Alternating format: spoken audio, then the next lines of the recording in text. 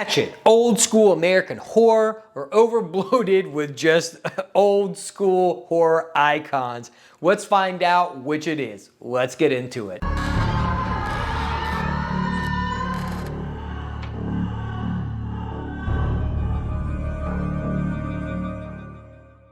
Hey everybody, welcome back to the channel. I'm Chris. Thanks for stopping by and watching my review for Hatchet. So Hatchet came out in 2006 and spawned a trilogy of films, as also I just found out that there's another film that came out in 2017, 2018, around that time, called Victor Crowley, which is actually a fourth film. I didn't even know that film existed until today when I was doing some research so I could talk about this film on the channel. All right, so we're going to talk about Hatchet, which is directed and written by Adam Green. So before we get into that, consider going down there and hitting the subscribe button and the like button and sharing this with anybody who's into slashers, obscure films from the 80s and 70s and every decade after that. But let's get into this overall. So Hatchet follows a group of tourists that go on a bayou tour and end up getting face to face with Hatchet Face, and that is Victor Crowley. Let's talk about who is in this film and did it detract from the overall experience. So we've got Robert Englund, we've got Kane Hodder, we've got Tony Todd, and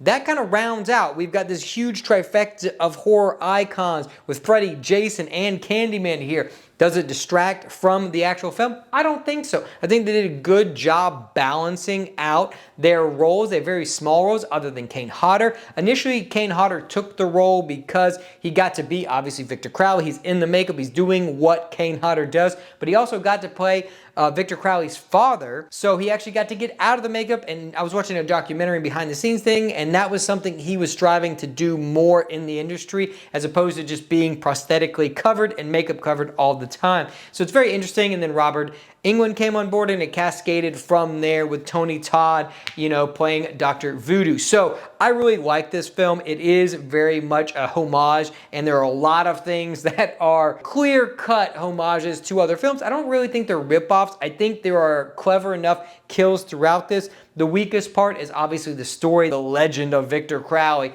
But we've got a good cast of characters here, and I'm going to look up her name because I'm going to forget it. Tamara Feldman plays Marybeth, and then we've also got Ben, who has recently been dumped by his girlfriend, and he comes with his friend Marcus to Louisiana so they can go to Mardi Gras. They just want to see some titties and throw some beads, but Ben is moping around. God, he's just a whiny baby in this movie, and he can't move on, so they decide they're going to go on this bayou tour, and that's where they meet up with Shawn, who is a budding entrepreneur. You know, he's got this great Cajun accent. He may, you know, flip between a few accents and demographics when he gets throughout this film, but I think that is the balance of humor to horror in this film. So let's get into the beginning of the film, where we have our Robert Englund character who is playing Samson and Ansley, that's their names. They're out there crocodile fish hunting in the bayou. They get attacked, and they get attacked by a crocodile initially, or alligator,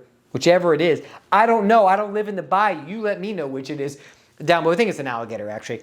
Anyway, so they get attacked, and then they also come face to face with Victor Crowley. And then we obviously cut to our titular characters of the film. I'm going to fast forward a little bit to the actual boat ride because they're kind of just moping around and getting to that point. They run into Tony Todd at some point. He is set up for the sequel. I have not seen the second and third films, though I know Tony Todd has a bigger role in the sequel, so I'm looking forward to that. And apparently now I got to add Victor Crowley to the list of reviews that we've got to do here. So I got 3 more anyway.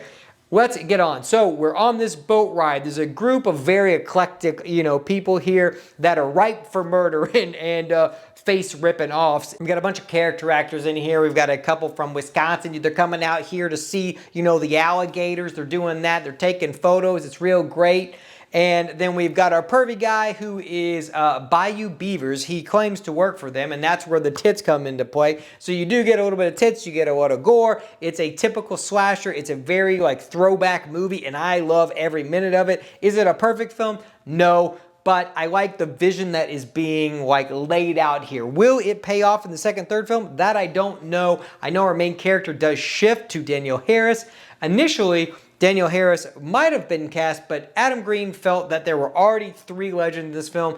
Adding another horror genre like staple may have been too much. I don't know that that necessarily would have been a problem. I really do like the girl that is in this film. I think she does a great job as Marybeth. I've heard that Danielle Harris doesn't necessarily do a great job in the second film, better in the third film, so I'll have to judge that for myself, but we'll see. I did like her. Apparently they had some ego stuff going on in the other films according to the behind the scenes stuff, and so they did not bring her back and they went with their second up choice, which was Danielle Harris. So I don't know how that goes. I'll let you know in my Hatchet 2 review. So we follow these characters. The legend of Victor Crowley is born. They get shipwrecked because Shawn is not actually a boatsman. This is the second time he's done this tour. First got a Cajun accent, then he's got a very stereotypical Asian accent, and then he's actually from Detroit. So, you know, it gets scared out of him at that point.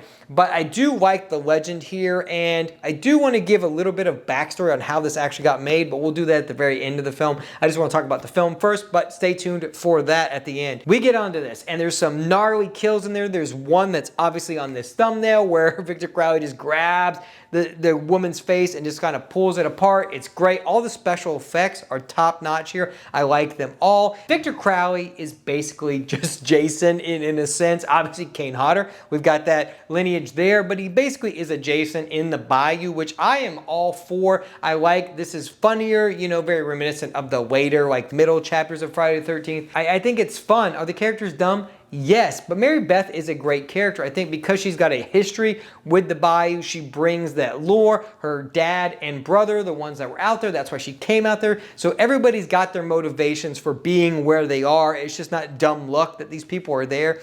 Everybody's got their sleazy and very calculated reasons for being on this boat.